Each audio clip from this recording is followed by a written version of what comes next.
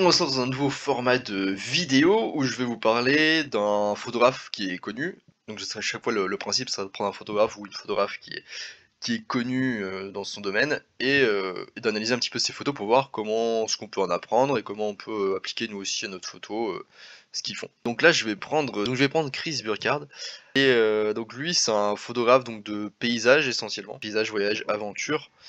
Il fait aussi pas mal de photos de surf, notamment dans des contrées, très froides. Il fait des photos, voilà, de surf et des photos des astrofotographies aussi. Au niveau de son matériel, brièvement, je vous mettrai le lien en dessous, hein, parce que c'est pas ce qui m'intéresse toujours le plus, le matériel. Là, lui, il utilise essentiellement donc des Sony, des boîtiers Sony, donc A7R4, A7S3, A9, des gros Sony, alors mirrorless, donc sans miroir, c'est-à-dire que si vous n'êtes pas au courant maintenant, depuis quelques temps, la nouvelle mode, on va dire, c'est la tendance, c'est les boîtiers sans miroir, donc ils sont beaucoup plus légers. Et notamment, c'est pour cette raison qu'il a décidé de choisir ces boîtiers. Ils sont plus légers, vu que lui est toujours en déplacement, etc. C'est beaucoup plus pratique. Plus léger, surtout moins volumineux. Donc ce qu'il apprécie au niveau des objectifs, donc il y en a plein. CS35, ils sont essentiellement chez Sony, il a un Sigma, voilà, CS35, 24-70. Donc ce qui est intéressant, c'est qu'il travaille au grand angle, essentiellement, donc pas d'ultra grand angle. Il travaille essentiellement en fait avec son A7R4 plus le 16-35 ou le 24-70 dessus pour la photo de paysage. Voilà, après il a d'autres combinaisons aussi, donc je vous laisserai les liens. On passe directement du coup sur les photos, parce que ça passe assez vite. Le temps, première photo. Donc en gros, je vais pas les analyser toutes dans le détail, détail, on va surtout regarder un petit peu, je vois, les quelques éléments les plus intéressants et marquants de la photo. Donc première photo, alors souvent elles seront au format carré, donc 1, ça veut dire que c'est la même taille là en hauteur qu'en largeur. Donc 1, pourquoi? Parce que là en fait j'ai pris que ces photos depuis Instagram, et généralement les photos Instagram en fait c'est le format qui fonctionne bien pour leur plateforme.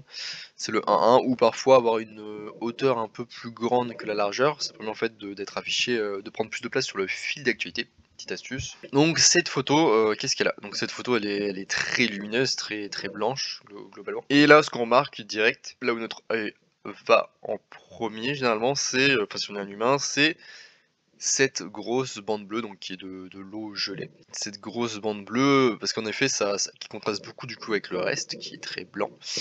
On a une grande ligne aussi, ici forcément, donc c'est quelque chose qui attire aussi naturellement l'œil, les lignes. Au niveau de donc on a aussi cet avion, hein, qu'on remarque assez rapidement. D'ailleurs on peut voir son ombre juste en dessous, c'est intéressant. Donc cet avion qui ressort bien malgré le fait qu'il soit petit, parce qu'il est sombre en fait. Il est sombre et il vient donc, ça contraste en fait avec tout le côté très clair, qu'on a ici. Les montagnes aussi qui sont plus sombres d'ailleurs. On voit très très peu de ciel, ça c'est assez intéressant parce que souvent dans le paysage on parle du ciel, mais ici voilà, il a fait le choix de pas mettre tant de ciel que ça, donc c'est pas obligatoire. Voilà, donc voilà, ce qu'on remarque surtout c'est le côté aussi simple de la photo. C'est une photo qui est très simple, composée de manière très simple. Très peu de couleurs, il y en a qu'une en fait, voilà, parce que c'est qu'il y a que le bleu, le cyan. On évite le foncé là un petit peu. Il utilise le contraste pour faire ressortir son sujet, qui, je dirais, c'est l'avion finalement, son sujet, ce grand bras. Et voilà, et la couleur, voilà, il se différencie avec la couleur. Ici c'est coloré, le reste non. Ici c'est sombre, le reste est lumineux. Donc voilà, ce qui est intéressant cette photo et le côté simple. Photo suivante, une photo, voilà, donc là l'élément intéressant ici c'est la brume qui est utilisée. Dans les photos de paysage en fait c'est très intéressant d'utiliser la brume si vous pouvez. Généralement elle se produit le matin très tôt, si elle se produit. Elle se produit pas tout le temps. On pourrait croire d'ailleurs, si on n'a pas l'habitude, que la brume c'est de la merde et que ça va gâcher la photo, mais en fait non, pas du tout, c'est très intéressant. Et ça permet en fait d'ajouter réellement quelque chose à votre photo, un côté, souvent on entend le terme dramatique, un côté dramatique à votre photo. Si ça va amener de la texture, de la profondeur, en fait tout simplement quelque chose d'intéressant, ça va venir habiller un petit peu la montagne qui seule serait peut-être moins intéressante. Là ça donne un côté aussi un peu mystérieux, ça fait aussi la transition avec le ciel là, d'avoir quelque chose de net et de bleu. Là on a aussi donc une grande zone, blanche grise, décolorée finalement, et en fait en dessous là vient contraster donc avec le côté très orange vert, sans doute prise vers l'automne cette photo. D'ailleurs à l'automne vous pouvez prendre de superbes photos de paysage. Là aussi c'est un point intéressant, c'est qu'à l'automne il y a plein de couleurs, notamment ces couleurs là qui sont très intéressantes pour les photos de paysage. Format carré là aussi, Instagram, hein, Instagram oblige. La partie colorée prend moins de place au niveau de la surface, mais a plus de poids parce qu'elle est colorée, alors que l'autre est décolorée. mais il prend plus de surface. Donc c'est pour ça que ça s'équilibre assez bien. Au niveau du ciel, donc même si on imagine qu'il y a peut-être un petit peu de montagne là, il a fait environ un tiers de ciel. Alors c'est une... D'ailleurs tiens, il y a un petit bout de quelque chose ici, j'ai pas remarqué. Ou c'est mon écran qui est sale? Non, c'est sur la photo, ouais. Un écran propre quand vous regardez les photos, c'est bien. Et donc, oui, donc voilà, souvent on entend un tiers ou deux tiers ciel quand on prend une photo de paysage. Deux tiers si c'est intéressant, si la photo s'y prête, un tiers si le ciel est moins intéressant. Et là en effet le plus intéressant c'est ce qu'il y a ici, hein, donc c'est pour ça qu'il a pris deux tiers, et donc là voilà, il a fait un truc assez classique finalement, règle classique, un tiers à peu près. Pour le ciel. Photo suivante. Alors là l'élément intéressant, que vous oubliez sans doute, et vous vous sous-estimez dans vos photos de paysage, c'est le fait de rajouter un être humain, un humanoïde, qui peut être vous, votre pote. Là en plus il est en train de faire une action, donc c'est pas mal. C'est toujours plus intéressant d'avoir un être humain qui fait une action qui pose un petit peu bêtement, donc vous disiez souris. Voilà, c'est plus intéressant d'avoir c'est très intéressant d'avoir un humain parce que ça donne un... Souvent les deux difficultés en photo de paysage qu'on a du mal à retranscrire, c'est l'immensité du paysage et sa profondeur. C'est les deux choses qui sont très difficiles à rendre. Donc ici la profondeur on l'a pas trop d'ailleurs. On a très peu de profondeur, je trouve que ça donne très peu d'effet de profondeur. Bien qu'on ait un peu les ombres ici qui aident un petit peu. On a vraiment du mal à savoir exactement la profondeur. Bon, on imagine que là ça c'est un premier plan. Donc l'une des techniques d'ailleurs c'est de mettre un premier plan. Donc ici on a quand même un premier plan. Donc qui n'est pas très proche de la caméra mais qui est quand même un premier plan. Pour le côté échelle, immensité, il met un humain pour qu'on ait seulement une idée de... Voilà, on se dit qu'il doit faire peut-être 1m70, 1m80. On a une idée comme ça de l'immensité du paysage, et ça c'est une technique intéressante que vous pouvez mettre en place dans vos photos de paysage, c'est de rajouter quelqu'un tout simplement, et d'avoir un premier plan. Ici on n'a pas de lignes qui vont comme ça pour amener un petit peu de perspective et de profondeur. Là on retrouve le coup du 1 tiers de ciel, hein. Voilà, le ciel il est pas très intéressant en effet, il est juste bleu, hein, donc 1 tiers de ciel. Cette photo elle est pas... elle est très... elle fonctionne même s'il n'y a pas de perspective, parce qu'elle est très... il y a beaucoup de textures et de formes intéressantes en fait. D'ailleurs je pense qu'il a fait pas mal ressortir en post-traitement la texture, et donc c'est assez intéressant. Il y a un côté très...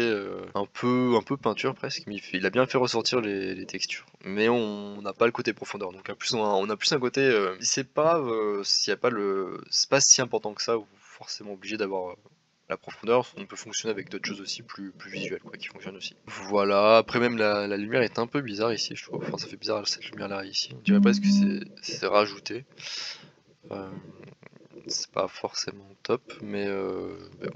Voilà, globalement la photo fonctionne pas mal et est très intéressante, parce que les montagnes sont très intéressantes. On a aussi du coup, ouais, bien sûr évidemment le côté très simple dans la composition, hein. En gros on a ce premier plan avec la personne, second plan avec la montagne on dirait, et on va dire bon, l'arrière-plan plus ou moins avec le ciel.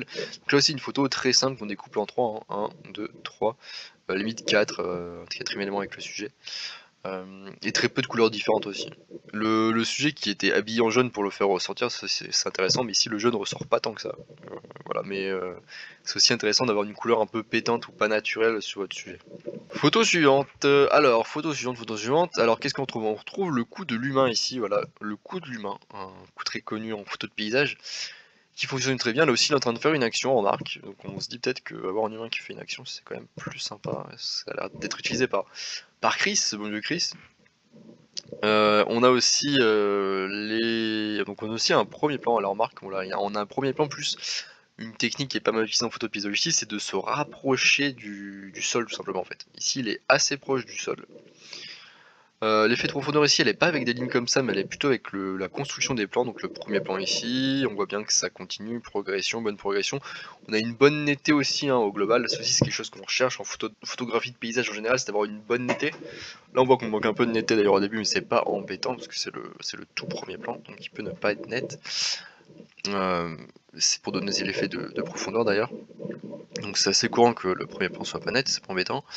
Et là voilà, on a net, on a le sujet ici qui ressort par rapport à l'eau qui est assez clair, et lui qui est plutôt foncé, donc on le voit assez facilement. Voilà, là aussi on remarque une grosse simplicité dans le fait de faire sa photo, hein. On a ici quoi, on a le premier plan en gros, enfin là je dirais même premier plan ici, second plan, troisième plan on pourrait dire, quatrième plan, et voilà l'arrière-plan avec la montagne et le ciel. Donc c'est globalement, voilà, et ça fait très ligne et couche en fait. Première couche, deuxième couche, troisième couche, etc. Et ça fonctionne bien. On a aussi une magnifique montagne derrière qui aide, hein. Puis d'ailleurs on a aussi un contraste qui est un peu plus philosophique, parce qu'on voit, normalement le surf habituellement on imagine la plage, Hawaï, ce genre de trucs, la chaleur, et là en fait on voit un mec qui fait ou une fille d'ailleurs qui fait du surf, derrière une montagne enneigée, donc on se dit il fait froid, il fait du surf, c'est ça aussi qui rend la photo intéressante. On a oui le sombre ici, on a le plus clair aussi ici. D'ailleurs, pour pas qu'on ait l'œil trop attiré au premier plan, là ça a été c'est assez sombre finalement. Pour pas qu'on ait l'œil trop attiré et qu'on ait l'œil un peu plus attiré vers ici qui est plus clair. Au niveau du ciel, oui, il a refait à peu près un tiers hein, d'ailleurs. Au niveau des couleurs, pareil, très simplement, on a du bleu, du bleu sombre ici. On a la personne qui est sombre, voilà, bleu, vert, blanc, bleu. Donc là aussi, très peu de couleurs, 3-4 couleurs quoi. Hop, nouvelle photo. Alors ceci, j'ai remarqué qu'il aimait bien, c'est avoir le soleil, de prendre le soleil en photo. Ce qui n'est pas du tout évident à faire. Et il fait peut-être éventuellement du HDR, je pense. Je pense qu'il utilise sans doute... Là en plus on a une grosse netteté aussi, on a la netteté là, c'est assez net quand même. Bon, je pense pas qu'il ait fait du stacking, je pense pas qu'il ait empilé des images, parce que bon là c'est pas si net que ça. Mais il a peut-être fait du HDR. Donc le HDR c'est une technique qui consiste à prendre une photo, une même photo, exactement la même. Alors, le truc c'est pour ça que je doute du HDR aussi, parce qu'il y a des bateaux, donc je sais pas s'il bouge ou pas. Mais bon après il a pu se prendre la tête à faire du Photoshop, à repositionner tout ça. Mais le principe du HDR c'est qu'en fait on prend trois photos, et qu'on on les mixe en fait. On prend une photo on va dire un peu sous-exposée, une un peu surexposée, une exposée correctement. Et ça permet en fait de récupérer beaucoup de plages dynamiques. Et donc c'est pour ça qu'on peut se retrouver avec quelque chose dans les très hautes lumières ici, et quelque chose de plus sombre ici quoi. Et d'avoir autant de détails là que là. Et voilà pour cette photo. Alors qu'est-ce qui est intéressant ici, qu'est-ce qui est intéressant ici? Voilà, on a pas mal la profondeur parce qu'on a bien les plans qui s'enchaînent, on a un premier plan ici. Alors vous voyez si on avait eu... Que fais-je? Si on avait eu un truc plus comme ça... Je galère, c'est cool. Très très cool. Pourquoi est-ce que... Hop, voilà. Alors, hop. Je vous montre, hein, c'est bien, ça c'est pratique. Je vous montre, hein, alors, même si on a eu le boiteau, hop, tac. Vous voyez là, ça a pas le même rendu, on a beaucoup moins cet effet de profondeur parce qu'on n'a pas le premier plan en fait. Tout l'intérêt vraiment d'avoir un premier plan. Hop, on a le bateau qui est un peu trop sur le bord aussi ici du coup, donc ça rend moins bien. Mais vous voyez, c'est pour ça que c'est important, enfin, d'où l'intérêt du premier plan. D'où l'intérêt du premier plan. Ça apporte vraiment de la profondeur à la photo, en photo de paysage. Voilà, là on a ça aussi. Alors limite on pourrait dire aussi que là il utilise un petit peu la technique du framing. Donc la frame c'est une technique en composition qui consiste à en fait avoir un cadre physique qu'on voit. Donc là on a un petit peu ça qui fait un petit peu la frame, on a aussi ça ici. C'est pas obligé qu'il soit complet, donc qu'il fasse tout le tour. Ça peut juste être un peu là, ça peut fonctionner. Ça peut fonctionner avec des branches aussi notamment. Donc là c'est intéressant, sans doute le côté framing qui est ressorti. Remarquez qu'il a pas mis son sujet trop au bord, il a pas mis par exemple là. Ça aurait moins bien fonctionné en effet. Encore que je trouve ça un peu drôle d'avoir la personne sur le côté, mais on voit moins le truc c'est qu'on voit moins la montagne. Puis on pourrait se dire peut-être que, je sais pas, enfin là ça fait un peu bizarre, hein, ça fait du coup une montagne qui sort de nulle part. Donc c'est peut-être drôle, mais c'est moins naturel, alors que là on voit d'où vient la montagne, elle vient d'ici, on voit la hauteur, etc. Donc c'est pour ça que c'est bien d'avoir fait comme ça, et après généralement mettre un truc trop au bord, ça c'est pas forcément bien. Donc ici voilà, il a encore une personne qui est en pleine action, là il a pas, je pense aussi, bon il a dû travailler avec son sujet quand même, mais elle est pas collée ou en pleine position, elle est bien étendue pour qu'on la voit, donc c'est plus sympa, on voit mieux la personne. Au niveau des couleurs, très simple aussi, hein, on a du vert, du orange et du bleu en gros. Donc là on a l'orange qui est une couleur beaucoup plus chaude, qui prend moins de place au niveau de la surface, mais qui a plus de poids parce qu'elle est chaude. Et là on a les couleurs très froide ici sur le reste, donc c'est pour ça que ça fonctionne bien aussi au niveau de la couleur, ça c'est intéressant. Les froides donc qui prennent plus de place en surface sur la photo mais qui ont moins de poids au niveau de l'œil, donc qui attirent moins l'œil. Et là on a quelque chose de beaucoup plus chaud, mais plus restreint au niveau de la surface, donc ça fonctionne bien. Donc on a bien, c'est moins net là-bas, donc on a c'est moins net assez progressivement, donc on a le côté quand même profondeur. On a le soleil qui ajoute un élément assez intéressant. C'est pas évident à faire, loin de là. Donc ce qui est intéressant ici, bon, voilà, encore une fois, c'est moins simple que d'habitude, mais relativement simple aussi, hein, qu'on pourrait découper. Donc côté plan, hein, empilement des plans, la personne encore une fois, le côté framing aussi, et le côté couleur chaude ici avec couleur froide. Voilà, comme je disais, il aime beaucoup faire ça, donc là il est carrément en backlight, donc là il fait ce qu'on appelle du silhouetting, enfin il fait des silhouettes tout simplement hein, avec la backlight. Il fait des silhouettes avec la backlight, donc ça aussi c'est quelque chose qui fonctionne bien. Là il est en photo de paysage aussi avec des animaux, hein, ça fonctionne, quelque chose qui fonctionne très bien, mais c'est loin, mais ce n'est pas le type de lumière, de rotation de lumière le plus facile à gérer, loin de là. C'est sans doute le plus difficile. Donc là voilà, très sympa. Donc là c'est essentiellement ça, hein, c'est la backlight. Là. La backlight utilisée en photo de paysage, au niveau du ciel, là il est un peu plus d'un tiers, hein, donc il n'a pas utilisé de premier plan ici, il cherche pas nécessairement la profondeur, mais plus l'aspect graphique. Donc graphique c'est le fait c'est le jeu d'ombre et de lumière. Donc là on a bien l'ombre qui est entourée de lumière à chaque fois, hein. Sinon ça fonctionne pas, ombre lumière. Là vous voyez ça fonctionne moins bien forcément. D'ailleurs le petit élément isolé aussi qui est un peu drôle, je ne sais pas ce que c'est. Est-ce que c'est un éléphant? Je ne sais pas. Voilà. Au niveau de la composition, ouais, il est pas sur une ligne de tiers. En revanche, le soleil il est sur un point de force ici. Ok, photo suivante. Alors là, voilà, c'est un truc qu'on utilise assez typiquement aussi en photographie de paysage. Donc voilà, on retrouve une fois de plus la personne, comme je vous le disais, la personne c'est bien si elle a la bigue un peu pétante avec une couleur qui est pas naturelle, on va dire. Donc là, le rouge comme ça, foncé, enfin, on peut le retrouver, mais ça contraste beaucoup avec le reste qui est jaune, vert, bleu. Donc ça ressort assez directement. Il a pas mis de premier plan, mais on a une ligne comme ça. Et là, les lignes, c'est un truc qui marche très bien en photographie de paysage. Ça va vous faire une superbe ligne comme ça. Donc là, voilà, c'est principalement le truc utilisé, c'est le côté ligne. Le côté couche aussi, hein, je sais pas si ça existe vraiment comme terme, mais je remarque que c'est très utilisé. Voilà, ça fait une première couche là, une deuxième couche là. Je parle pas vraiment des plans, hein, mais plus du côté couche, c'est-à-dire une zone assez homogène au niveau de la couleur et elles viennent s'empiler. Comme certaines photos de plage que vous pouvez voir prises de dessus, où on a le sable, l'écume, le bleu après de l'eau qui viennent, c'est un peu le même principe. Un sujet encore en pleine action qui nous vient dessus. Le côté surtout ligne ici, voilà, la simplicité encore une fois de tout ça.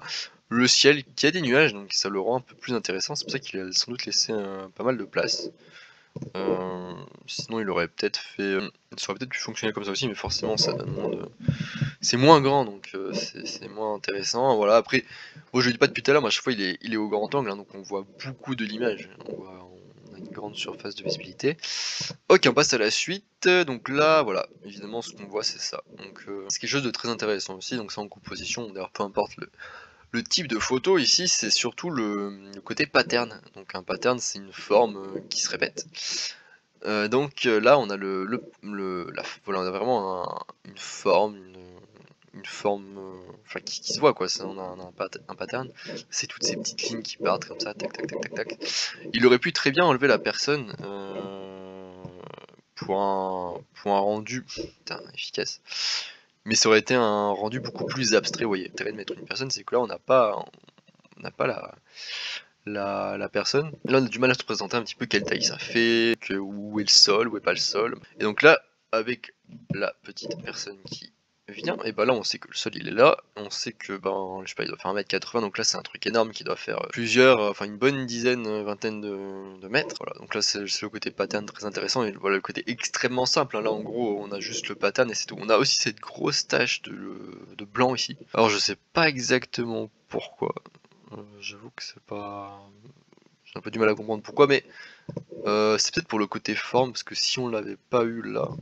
D'ailleurs, la personne, elle a pas forcément des habits si pétants que ça. Bon, quand même, elle a un haut sombre qui vient contraster avec le reste qui est plus clair.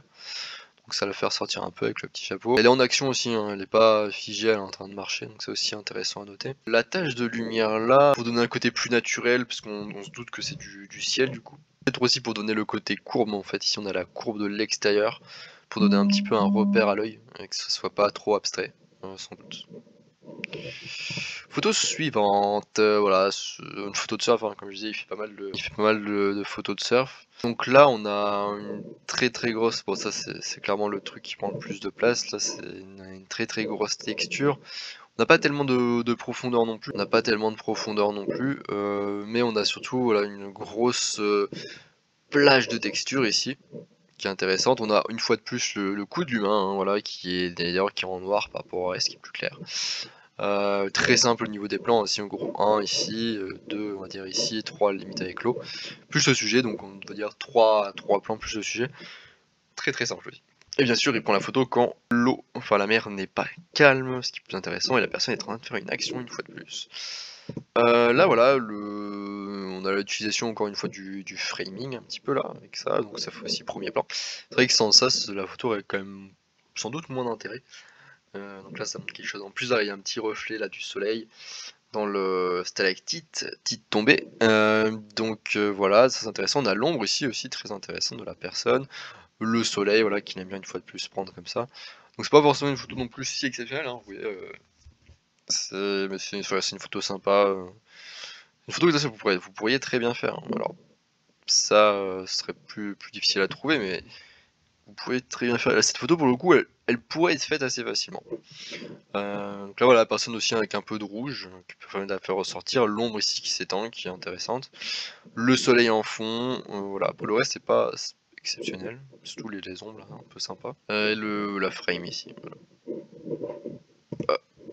Alors ici voilà, quelque chose aussi qui est très intéressant, qui est très difficile, on a vraiment un truc de très classique de la photo de paysage slash aventure, on a l'espèce de Jeep là, le 4x4 qui traverse en mode aventurier le paysage, qui voilà, donc déjà il est en, alors là il est assez net, donc on sait pas vraiment s'il est en mouvement ou pas.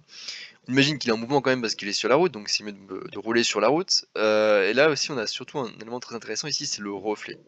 Le reflet est quelque chose de très utilisé en photo de paysage et qui fonctionne très bien, donc pour le côté symétrique, pour le côté reflet, le reflet est super, pas qu'en photo de paysage d'ailleurs, hein, mais c'est quelque chose qui fonctionne très bien et qui est très apprécié et appréciable. On a le coup du premier plan aussi, hop, là premier plan un peu flou, vous voyez, mais premier plan sympa, si on n'avait pas eu ça aurait pas été pareil, ça donne un petit peu de profondeur comme d'hab, comme ça à comprendre, à connaître. Le ciel est pas très intéressant en effet, on voit rien, hein, donc c'est pour ça qu'il a pas fait prendre beaucoup de place, hein, ça prend à peu près un tiers, voire moins. Très peu de couleurs, hein, orange, blanc, vert. Donc voilà, le blanc ici qui ressort bien parce que par rapport au reste, là, donc on le voit direct. Avec la petite planche de surf dessus. Voilà pour cette photo, on passe à la suivante. Alors celle-là elle est intéressante pour évidemment pour le côté ciel, hein. Quand le ciel est intéressant, faut pas hésiter, là pour le coup c'est le ciel qui devait être intéressant et pas le sable qui devait être tout simplement sans trop de texture et de forme. Surtout la lumière là on voit en vrai on voit pas grand chose, on voit pas la texture, on voit pas les ombres, ça devait être très sombre au sol. Le plus intéressant c'était le ciel, qui là en revanche lui avait de la texture, lui avait un côté graphique qui fonctionnait bien. Donc là, évidemment, le choix du ciel, tout simplement. On fait apparaître le ciel en très grand. Donc là, ça fonctionne bien. Le sable est tout petit. Donc là, on n'est pas sur du 1 tiers, 2 tiers. Là, on peut faire ça aussi. Donc sortir un petit peu des règles. Ici, ça fonctionne très bien. Et là, une fois de plus, même on a 2 personnes. Alors, on voit pas grand chose. Donc on devine du coup que ça devait être extrêmement immense. Ça devait être immense.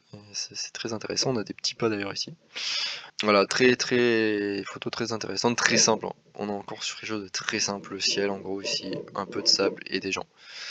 C'est une photo très simple au niveau des couleurs aussi, voilà, les couleurs, on a du orange un petit peu ici, donc plus chaud, et très bleu ici. Donc là aussi très simple au niveau des couleurs, 2-3 couleurs, deux plans en gros, premier plan, ouais, premier plan et arrière-plan, et des gens. C'est simple, très efficace, mais ce qui est intéressant c'est ici en fait ce qui se passe ici au niveau de la lumière et des nuages. Alors ici ouais celle-là je l'ai prise parce que ça aussi c'est un effet très intéressant qu'on peut mettre en place en photo de paysage et notamment en photo de forêt, c'est le coup des c'est cet effet là avec les bras de lumière qui sortent. Alors généralement ça fonctionne, surtout là on voit d'ailleurs, mieux encore avec la brume, donc c'est pas mal. Ici on a la brume qui fonctionne bien, donc voilà, qui permet de bien définir ses bras. Voilà, il vous faut des arbres, de la brume, une forêt en gros. Là il fait 2 tirs, 1 tiré d'ailleurs au niveau des arbres, 2 tirs à peu près, 1 tir ici. Là il a dû faire un petit peu, voilà, il a mis sa petite personne sur un point de force plus ou moins. Voilà, on voit une fois de plus hein, l'utilisation d'une personne qui permet un petit peu de remplir l'image, parce que là sur la personne ça serait quand même moins bien. Surtout que ça devait pas être, enfin on n'est pas si net que ça, hein. C'est bien, c'est vrai que c'est un effet là qui est bien, effectivement s'il n'y a pas eu la personne ça aurait été un effet, enfin ça aurait été un peu bizarre. Et là, en effet, ça complète bien un petit peu. C'est un effet qui, voilà, ça fait un effet, mais en même temps, il est pas si net que ça ici. C'est bien pour compléter un sujet. Et le sujet qui est ici, du coup, et qui est une fois plus une personne en action, et donc, qui ressort bien avec ce vélo extrêmement vert clair. On remarque d'ailleurs que voilà, les couleurs sont, enfin, c'est la même couleur ici, hein. Même couleur, même couleur, même couleur. Donc ça, c'est très important, intéressant. C'est le fait que voilà, il n'y ait pas 36 couleurs sur la personne qui viendrait un petit peu brouiller la lecture. Là, enfin, c'est pas du hasard, hein. C'est que c'est vraiment choisi.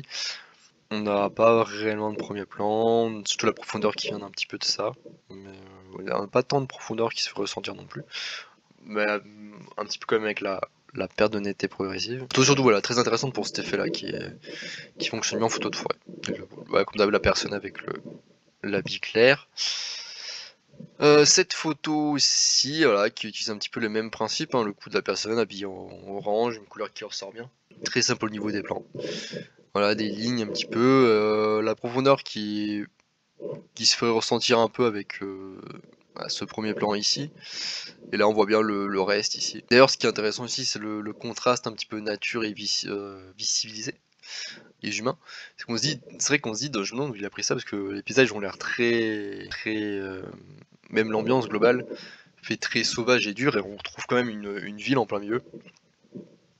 Ce qui est assez intéressant. Là ça fait un petit triangle ici. Des triangles qui sont des formes qui sont très bien reconnues par l'œil. Alors rien de spécial à dire si ce n'est que la personne en action une fois de plus. Intéressant d'ailleurs de la nage ici soulevée, voilà, là ici le sujet est bien mis bien en orange, bien mis en évidence. Donc voilà, rien de spécial à dire. Globalement voilà, les couleurs étaient très froides aussi, ça vient compenser avec le orange ici. Cette photo là, voilà, comme je vous disais que je vais pas tout le temps ressortir vachement la profondeur dans ces photos, cette photo elle montre bien ce que je disais, c'est que là il fait un effet couche encore une fois de plus, voilà, avec une première couche ici, on perçoit pas trop ce que c'est, on comprend bien que c'est une plage. Le bleu ici, enfin, l'eau ici, le bleu ici, même un petit peu l'écume ici, la montagne là et le ciel enfin. Et finalement voilà, ça peut très bien fonctionner si on le cadre un peu plus. Et d'ailleurs pour ce type de photo il utilise un téléobjectif, donc c'est intéressant ici de se dire qu'il a pas utilisé un grand angle, et c'est pour ça d'ailleurs que les plans sont compressés. Cet effet de compression des plans c'est parce que ça code du téléobjectif. Donc c'est intéressant de voir que voilà, ça fonctionne quand même, la photo est très bien. Alors aussi la lumière elle a pas été choisie n'importe comment, hein. C'est une lumière sans doute donc un petit peu, ouais, on a sans doute à la golden hour du soir. Et donc voilà, la lumière est très bonne. On a une personne une fois de plus ici. Couleur aussi, très peu de couleurs différentes. Très simple dans la composition une fois de plus. Ici c'est un peu le même principe que tout à l'heure, hein. C'est encore un tel objectif, les plans sont très écrasés, on n'a pas tellement de profondeur, mais pourtant ça fonctionne bien. On a encore on l'a pas déjà vu cette photo, mais en plus large. Ah oui, c'est ça. Ouais, c'est celle-là en fait. C'est celle-là, mais prise un peu plus serrée.